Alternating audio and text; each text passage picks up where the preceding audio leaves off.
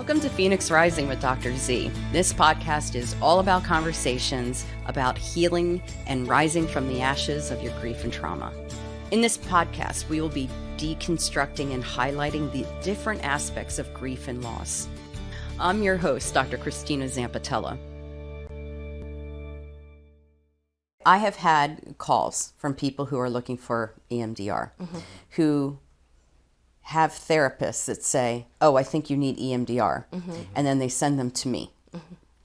So now they have this therapist over here, and then they want me to do the EMDR, as if I'm a whole, that's just what I do. You come in, you do your EMDR, and then you're going to go back to your, exactly. I'm be like, a little, all I am doing is providing this service versus actually being a therapist who has a training and a tool being able to use in EMDR. This has happened way more times than one time. This has happened several times to the point where, you have to, it's a little frustrating on my part, knowing that clients, are being told by clinicians who aren't being educated themselves that that's not, you don't separate that out. If it's a whole therapy. I'm your therapist. Right. If I have therapy with you and I go to EMDR with you, you could be telling me something different than what my other therapist has been telling me. So now I've got these people are conflicting information with one another. Yeah. And so that could be counterproductive and even harmful. Yeah. So then if I've got a therapist that I currently have that goes, I really think you could do well with the EMDR. And then the client calls you, well, how do you guys handle it? I know how I handle it, but I'm kind of curious how you guys handle it. Well, I have not had that happen because I don't take the phone calls, but I will say something you said earlier reminded me of something Bessel van der Kolk said. And Bessel van der Kolk is huge in the world of trauma and trauma therapy. And during one of the EMDR videos that we watched, I remember him saying that you are an EMDR therapist is like saying that you are a hammer carpenter. It's part of what you do. It's a tool you use, but that's not what we do therapy. EMDR is a tool that we sometimes use when it's appropriate. And you could be doing the eye passes one week and doing talk therapy the next week. That it's what's appropriate at that time for that client. So I may not be coming to you and saying, oh, we're doing EMDR every single week. Right. Ah, right. See? Yeah. I don't even think therapists always know that. Right. You know what I mean? I think there's a lot of misinformation out there about EMDR. I think there's a lot of assumptions made about what it is because everybody always sees the eye passes and it's meant to be a relatively brief tool, but not always. It's it's what's appropriate for that particular client. Right. So I think there's a lot of assumptions made. So what if I were to call you and say, hey, my therapist says I need EMDR. I'm calling you because I looked on your website and you do EMDR. Okay. Now what? Yeah. Well, I mean, I would schedule to meet with them just to see what's bringing them in, but on the phone get an idea of what. How do you feel about that? What do you think about that notion? Why do you think that EMDR would be? What do you know about it? Why it would be a good approach for you? But also, are they planning to continue working with that therapist? Exactly. Right? Yeah. Are you looking to transfer, right? To transfer care, all right? And is that therapist making a referral, or is it you want me to supplement by doing EMDR and then go back to? Right. What if they want you to supplement? I don't work that way. I don't think I'd be comfortable with that. I think it's bad. It's not cool. So, I mean, I'm happy to work with them if they want to, if they think that, they want to make a change. Not that they weren't doing great work with the therapist they were working with, but, if we're going to work together and not, like you said, I'm not an EMDR therapist or a hammer carpenter. Right. So just because I have a hammer doesn't mean everything's so going to totally use that all the time. I practice integratively. Right. So I'm going to be working with you as my client, and we may work in EMDR where it's appropriate. And just and it's completely appropriate for a therapist to refer to us if they don't do EMDR, if that's not their area of expertise. That's what we do ethically. We send clients on, we refer them on if there's someone who is an expert in something that we don't do that our client needs. That totally makes sense, but I'm not going to then keep that client while you go work on these other things, Right. right? So it's meant to be holistic, what's the word I'm looking for? It's meant to be integrative, comprehensive. comprehensive. That's the word I'm looking for. You know, it would be hard. Like okay. So I'm, thinking to myself, if I had my therapist who I've been seeing for 4 years said, you know what, I really think EMDR could work, and then I go, well, you don't do EMDR, and then I call somebody who I know does EMDR, and that therapist, rightfully so, just so you know, I'm right on board with that, says, yeah, I can do EMDR with you, but you're going to have to be my client because, again, I'm not, trying to, I can't be counterproductive with that's not the word I'm looking for, not counterproductive, but it can't be conflicting or contraindicated. Yeah. I always say I don't want to step on anyone else's toes, right, and I don't want them to step on mine. right. Like, we could be working against each other. So, if we but do I it that might have way. like this amazing rapport with you for 4 years, and you know all these things. And in order to get this thing that I really want, because I think it really can help me, I did this research online, and so now I got to leave my therapist in order to come and do EMDR therapy. And unfortunately, the answer to that for them in that moment is yeah. It can be temporary. Right. Like, you don't have to cut ties with them permanently and never ever go back. But while you're doing something with another therapist, you really need to be focused and on board with that therapist, Yeah. building the rapport. And that's one of the key pieces about EMDR is we have to have a good rapport before we even get started. Why? I mean, obviously There has to be a level of trust there. I mean, they're probably going to be sharing some pretty sensitive situations with me, and they need to be able to trust me. Also, they're putting this experience in my hands. Yeah. So whether they're telling me about them or not, I'm still their guide, and we need to be able to be open. I need to trust them to know that they're going to tell me when they're getting too triggered. That's super important. I don't want somebody melting into a puddle in my office, right? Yeah. So it's important to me, and we will work on that before we ever do IPASs. I want to make sure that they are self-aware enough that they know where their boundaries for their window of tolerance are. We'll do body scan, which is just like checking in with themselves and seeing where they are physically. We'll do noting to see where they are emotionally and with their thoughts. So I need to trust them to know that they're going to be able to let me know where they're at, because I'm not in their head. I don't know what's going on in there. Right. So it's a two-way trust, and that rapport is super important before you even get into any of the heavy stuff. Yeah, gotcha. Yeah. One of the things that we're taught when we're learning how to do this, which we probably should talk about what the training looks like so people know what that looks like. One of the things that we're taught is that I might not necessarily have to go through every single one of my traumatic memories with you. Right. That if I can take adaptive material, that's what they call it, material and skills that I already have in place, and I can put them with this experience that I have not integrated yet. The EMDR, marries those. That might generalize out to other memories that I may not even have to go into, that my brain is already starting to link up this adaptive material. So I think it's important, and I really think it's important for you guys to realize when you go and you get EMDR, training or intervention or whatever, this doesn't necessarily mean that you're going to have to go through every single one of the things that you've been through. Yeah. This work it all builds on itself. It does. Because it's related. It's all part of that same network. Yeah. They call it clearing channels. Clearing channels. Yeah. Is that Clearing what they call it? channels. So they're kind of like separate memories, but they're sort of linked. So sort of when you clear one, some of the other channels may clear, maybe they won't, maybe you'll need to work on the other ones. But I always think of, and we do love a good metaphor in EMDR.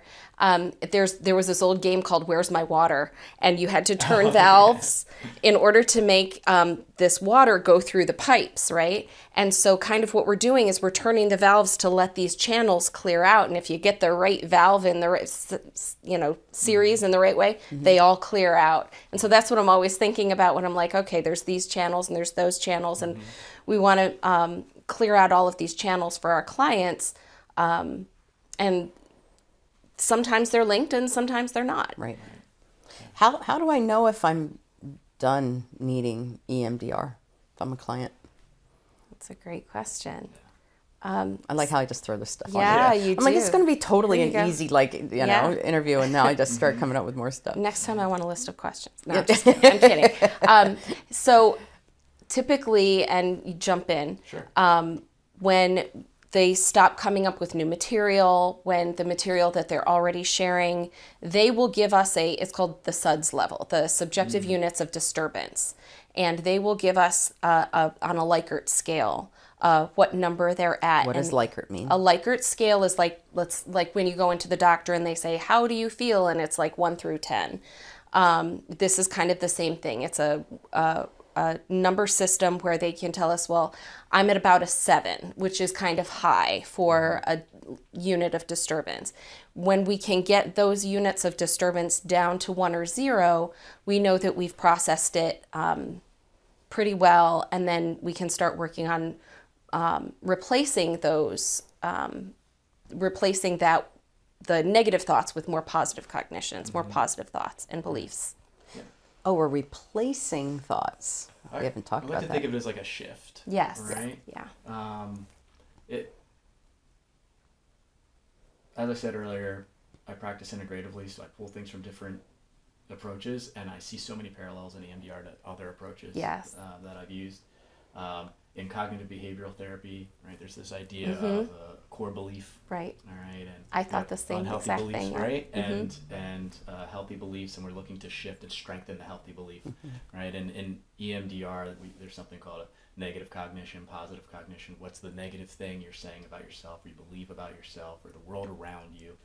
And we're looking to shift that to some healthier, more grounded in reality type of thought and belief. Right. So something along the lines of, I can't trust anybody is a belief. You know, I can't trust anybody, and people don't care enough about me in order to treat me well. And then as you're doing, you know, you're moving along, perhaps it begins to shift, because not because you're telling me what to think, but because as I'm thinking about it and we're doing the EMDR and my brain's starting to like process and like shift, that's the best way I can say it, but shift and reevaluate really how I feel. Maybe I get to a point where I'm like, yeah, like maybe I just couldn't trust this person, Right. you know, or maybe it just, you know, I am worthy. Just this person made me feel like I wasn't so unworthy. Yeah. And so all of a sudden it starts, instead of being all people are not trustworthy, we're able to say that person right there isn't, you know, trustworthy. So now the rest of my life, I'm like, oh, wait a minute, there are people out there I can trust. Right. And it begins to adjust accordingly. Yeah, that's what I really liked about what you said, is it being grounded in reality. We're not infusing just overt optimism about the world is sunny and it's all rainbow and flowers. Like, it's grounded in reality. Yes, some people are not trustworthy, like you're saying. However, we want to be careful about generalizing that to the entire population. And so we're, like in CBT, we're looking at evidence, right? It's very rational. We're looking at, well, what's the evidence you have for that? What's your core belief? But when you have a traumatized person, and we know once that panic response sets in, there is no rational thought happening, right? So then we have to work solely on the emotion, which is a lot of times what we're doing with EMDR. So it's kind of, there are two different tools to kind of get to the same place. We want to get them to a more realistic thought, a more realistic perspective of the way of seeing the world. Right. Yeah. Yeah. And we spend a lot of time. Sorry. No, go. No. I typically will sometimes spend half a session even thinking about what is the positive thing you want to believe about yourself, because it's really important. One, that it resonates with them, because I don't want to choose it for my client. Right? It needs to be meaningful to them, but also it needs to be realistic. Right? So going back to the broad or general example of I'm not safe, I don't want the positive cognition to be I am safe. Because there may be times in life when realistically you are not. Right. That's what fight or flight is for. It's to protect us. But it could be something like, I can be safe. I can take steps to keep myself safe. Right? Like, what is the action or what is the belief about the world around you that is realistic? And there's a range, as you're talking about this, there's a range of levels of like dissociation, right? So anything from being like really hyper focused on something that you're doing that's very pleasurable, and kind of the rest of the world melts away, and I'm that's, I'm really engaged all the way through to now I'm kind of staying away from things and kind of feeling a little derealized, like, am I really here? I don't really feel like I'm here. To, then PTSD, to keep going to dissociative identity disorder, which used to be multiple personality disorder. We don't call it that anymore, but dissociative identity disorder. So there's an entire spectrum here. And sometimes on that spectrum, somebody with dissociative identity disorder, we're not ready for EMDR when you're there. Right. So your job as therapists, all of our jobs, is to identify where things are on that continuum, so that we just don't cause more harm. So how do you get trained in this? Like, as a therapist, what did you have to go through? You would want to go through EMDR, which is the EMDR International Association, and to get a training that's approved through them, to make sure that it's from a legitimate source. Well, you mean I can't do it in a day? I can't do it the one day continuing education things I saw on a company? No. No. Okay. And you can't just read a book. I can't just read a No. book? No. The audio book on EMDR, I don't got it? So we all started with the basic training. Yes. And Shout out to Wayne King. Right. Yes. Oh, yeah. Awesome he's dude. great. Yeah, great teacher. Amazing mentor. And the basic training was how many days? It was 49 hours of 49 didactic. hours of didactic. We also had supervision. 10 hours. 10 hours afterwards of consultation with Wayne. Right. And so there was the didactic part of learning. About Didactic theory. meaning we went and had 6 days, full 6 days, Right. 8 hours Yes. of being Teaching taught. and practicing. practicing. And practicing yeah. too. Right. Practicing the techniques Yep. and everything as well. Right. The theory behind it, learning how it works, why we do what we do, practicing it.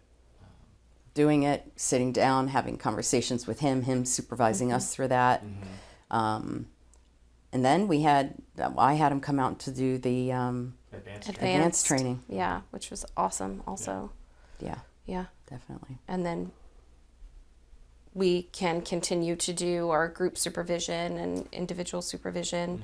And we keep a log of the clients that we work with, and how many hours and that we're practicing with them. I believe it's 50 hours with at least 25 different clients. And then you can be considered certified. Then So you you're can apply EMDR trained, Right. and then EMDR certified So is just because you're trained does not mean you're certified. Right. But as trained clinicians, we're able to practice, Right. but we are under supervision. Yeah. We don't have to be under supervision as trained.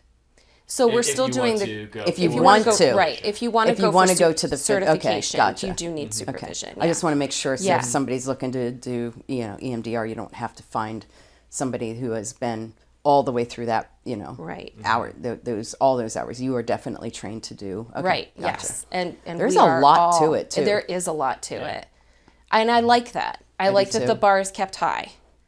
I think that's important. You really have to. You have to commit. Yeah. Well, I mean, you think about it. The work that we're doing, like we were talking about earlier, like, is someone ready? Right? If you just go in there and you just start, you don't know what you're doing as a Right. clinician. It's like a bull in a china shop. You could could- do a lot of damage. You could do a lot of damage. Yeah. You could do a lot of harm. You could. All right.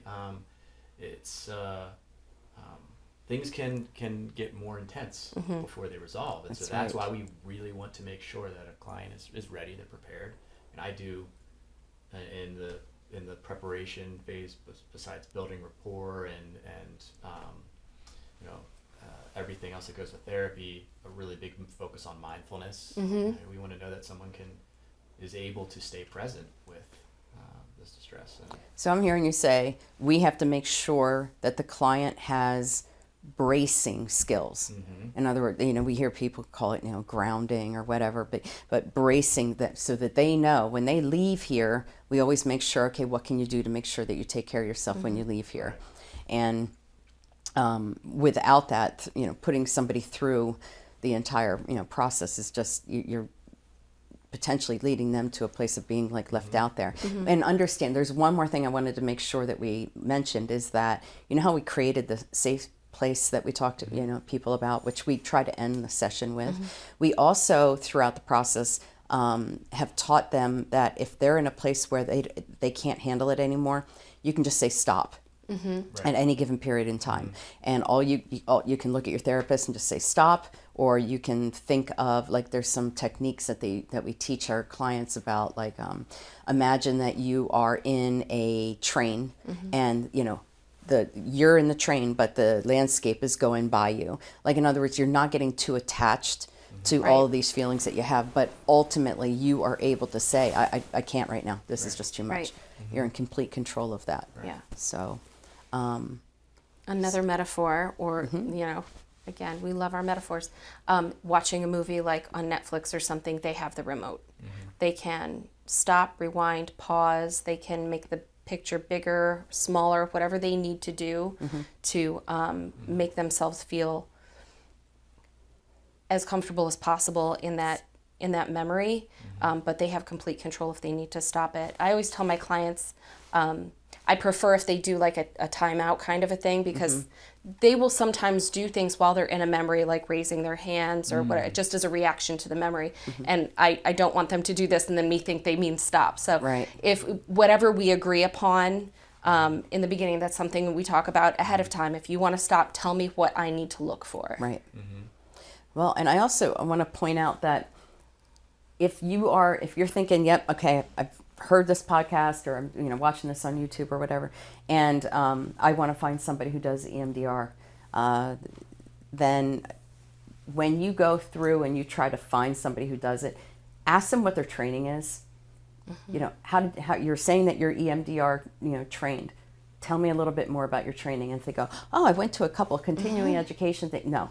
Just good. Thank you. There's also a directory and a roster on the EMDR website. There is. Okay. Yeah. So, that I think we need to make sure that clients know that, just don't go by what people put on their websites or what they put on, their Psychology Today or whatever, because people will put that they're trained and they're not actually really like fully trained. It's not an inexpensive thing to do. It's not, it's not something that can be learned overnight. So, so as we are wrapping up, which we did good, what are some things we want people to take away from this conversation we're having today? Well, the one I think is important is for people to know that if they are participating in EMDR as a treatment intervention, they are controlled during that process. The therapist is not putting anything in your brain that's not already there. We're facilitating a natural process. We're allowing your brain to do the work, and you are able to stop at any time. It's not like hypnosis, and although it may look similar, it's very different, and you are in control. Yeah. I think another takeaway that's important for people to know is that it's not, we don't go into it lightly. So if this is something that you are interested in doing, know that there's an assessment process, and we're not just, oh, you want EMDR? Okay, sit here. We need to do some things to make sure that you're ready, that you have the resources you need in order to start that process. Okay. We did talk about this before we started. I'm trying to think about but I think we covered so much of it in the training. Yeah. I think for me, the biggest thing is for people to understand that we're putting water on this reaction, this fire of their reaction. And so while we're not taking away the bad memory, we're not replacing it with a good memory. It's still something bad happens, is always going to be a bad thing that happened. But their response to it, their relationship with that memory, is what we're hoping to change and help them process. So that they don't have the level of intensity. Right. Because this is different than talk therapy. Right here, like this is like even cognitive. If you're going to talk about cognitive behavioral therapy, psychodynamic, or whatever, that's all. It's top down, right? We talk about what's going on, right. But EMDR is not top down.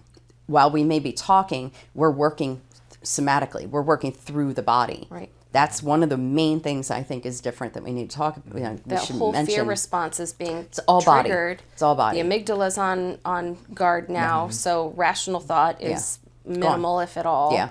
Right? So, we're going from a different direction. We're going from a different, So we are working through the body, and that's one of the things that's different with EMDR than any other kind of, therapies. You hear somatic, it just moves through the body.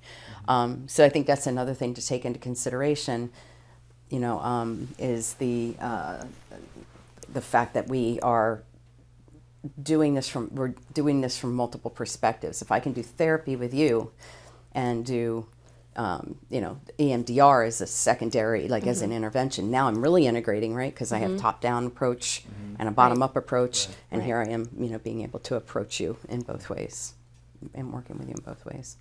Anything else that we want to make sure you find somebody who's certified? Yes.